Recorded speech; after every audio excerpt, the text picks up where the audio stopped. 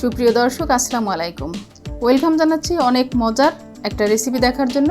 আজকের রেসিপিতে থাকছে হাতের কাছে থাকা মশলায় চুলায় তৈরি বারবিকিউ চিকেন। সহজভাবে দেখিয়ে দেব যাতে যে কেউ বানাতে পারে। সাথে একটি স্পেশাল সস বানানোর রেসিপিও শেয়ার করব। রেসিপি ভালো লাগলে লাইক দিবেন এবং সাবস্ক্রাইব করে চ্যানেলটির সাথেই থাকবেন। চলুন তাহলে চমৎকার রেসিপিটি দেখে নেই। 1 কেজি পরিমাণ ব্রয়লার মুরগির মাংস নিয়েছি, 4 টুকরো করে কেটে নিয়েছি, 2টি লেগ পিস এবং 2টি ব্রেস্ট পিস।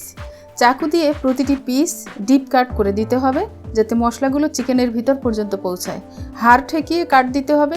হালকা করে কাটলে তেল মশলা ভালোভাবে ভিতরে পৌঁছবে না আর আলটিমেটলি খেতেও ভালো লাগবে না। কিছু মশলা অ্যাড করে নিচ্ছি।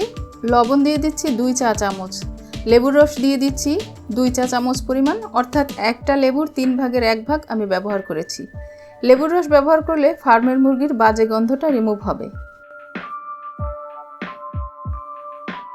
এবারে লবণ এবং লেবুর রস ভালোভাবে মিশিয়ে নিলাম।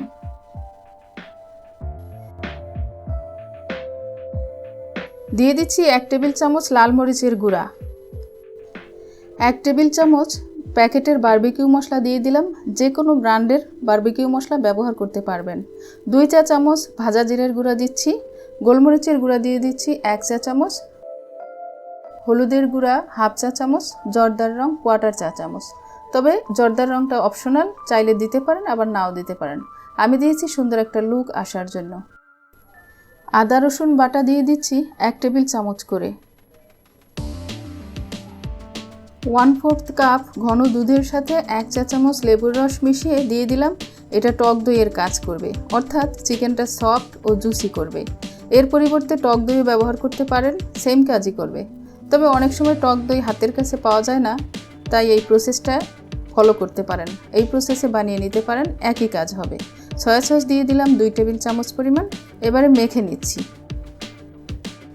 মশলাটা খুব ভালোভাবে মেখে নিতে হবে। চিকেনের কাটা জায়গায় হাত দিয়ে ভালোভাবে ঘষে ঘষে মশলা মাখিয়ে নিতে হবে। উল্টে পাল্টে মশলা মাখিয়ে নিচ্ছি। আর মশলা মাখানো ভালো হলে খেতে মজা হবে, আবার সফট ও জুসি হবে। মশলা মাখানো হয়েছে। এবারে সরিষার তেল দিয়ে দিলাম 2 টেবিল চামচ পরিমাণ। সরিষার তেলের নিজস্ব একটা স্মেল আছে, অর্থাৎ ঝাঁঝালো একটা ভাব থাকে, যে কারণে চিকেনের বাজে গন্ধ দূর হয়ে সুন্দর একটা অ্যারোমা অ্যাড হয়। তেল দিয়ে আবারও মাখিয়ে নিলাম। এবারে ফ্রিজের নর্মাল চেম্বারে রেস্টে রেখে দিচ্ছি 6 ঘন্টার জন্য। আপনাদের হাতে সময় থাকলে ওভারনাইটও রাখতে পারেন, এতে আরও ভালো রেজাল্ট পাবেন। সময় না থাকলে কমপক্ষে 2 ঘন্টা হলেও রেস্টে রাখবেন। এই সময়ের মধ্যে চিকেনের মধ্যে মশলা ঢুকবে এবং চিকেনটা সফট হবে এবং তাড়াতাড়ি কুক হবে। 6 ঘন্টা পরে, অর্থাৎ দুপুর 12টার সময় আমি রেখেছিলাম ফ্রিজে, আর এখন সন্ধ্যা 6টা, এই মাগরিবের নামাজের পরে বের করেছি। দিয়ে দিচ্ছি বারবিকিউ সস 2 টেবিল চামচ পরিমাণ। এটা ব্যবহার করলে বারবিকিউর অরিজিনাল স্মেলটা চলে আসে, আর টেস্ট তো বাড়বেই। তবে একান্তই যদি হাতের কাছে না থাকে তাহলে সয়া সসের পরিমাণটা দ্বিগুণ করে দেবেন। তবে চেষ্টা করবেন বারবিকিউ সসটা ব্যবহার করতে। আবারও মেখে নিচ্ছি। মশলাগুলো ধাপে ধাপে ব্যবহার করলে বেটার রেজাল্ট আসে। মশলার নাম আমি স্ক্রিনে লিখে দিয়েছি, পরিমাণ সহ আপনারা দেখে নিতে পারবেন, প্রয়োজনে লিখে রাখতেও পারবেন। চলুন এবার ভাজতে চলে যাই। চুলায় একটা বড় প্যান বসিয়ে দিয়েছি। মোটা তলা বিশিষ্ট প্যান হলেই ভালো হয়। দিয়ে দিচ্ছি সরিষার তেল 3-4 টেবিল চামচ পরিমাণ। বেশি তেল লাগবে না, এই তেলেই ভাজা হয়ে যাবে। এবারে তেলটাকে খুব ভালোভাবে গরম করে নেব যাতে ধোঁয়া ওঠা ভাব হয়।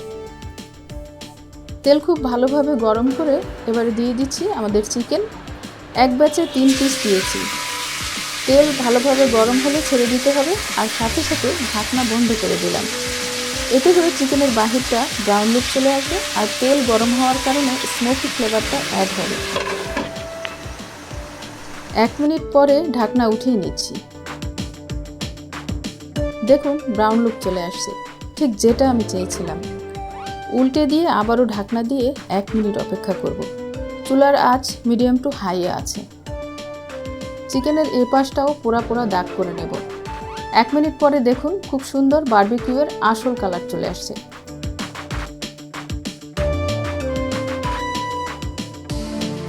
এবারে আর ঢাকনা ব্যবহার করব না। চুলার আঁচ লো করে দিয়ে এভাবে উল্টে পাল্টে ভেজে নেব, আর মাঝে মাঝে সরিষার তেল ব্রাশ করে দেব। 1 ব্যাচ চিকেন ভাজতে আমার প্রায় 15 মিনিট সময় লেগেছে। দেখুন কালারটা কি দারুণ আসছে।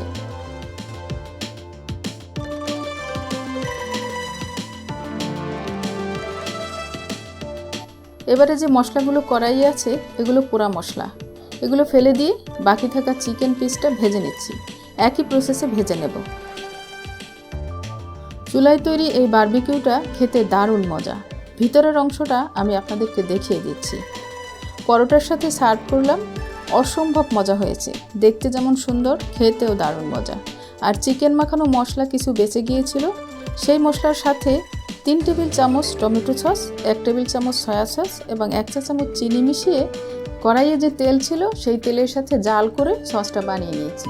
এই সসের সাথে যে কোনো চিকেন ফ্রাই খেতে দারুণ মজা। তাই বেঁচে যাওয়া মশলা ফেলে দিবেন না, এভাবে সস বানিয়ে নেবেন। আশা করছি ভিডিওটি আপনাদের উপকারে আসবে এবং নিশ্চয়ই ভালো লেগেছে। এরকম সহজ এবং মজার রেসিপি পেতে চাইলে লাইক দিন এবং সাবস্ক্রাইব করে চ্যানেলটিকে সাপোর্ট করে যান প্লিজ। সুপ্রিয় দর্শক, ভালো খাবার খান, সুস্থ থাকুন। It good food, feel good. আজ এ পর্যন্তই। এতক্ষণ ভিডিওটি দেখার জন্য আপনাদের সবাইকে জানাই আন্তরিক ধন্যবাদ। দেখা হবে শীঘ্রই নতুন রেসিপি নিয়ে। আল্লাহ হাফেজ।